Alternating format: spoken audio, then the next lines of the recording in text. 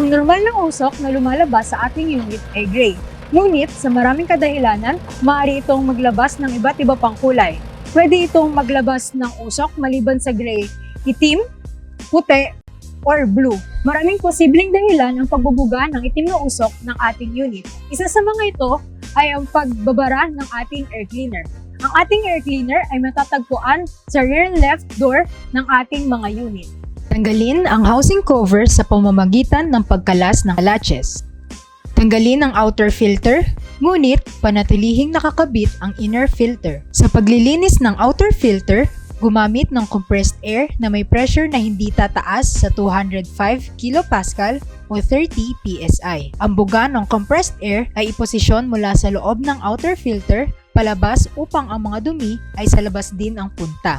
Linisin ang loob at labas ng air cleaner housing, pati na rin ang air cleaner cover. Huwag gagamit ng compressed air sa paglilinis ng air cleaner housing.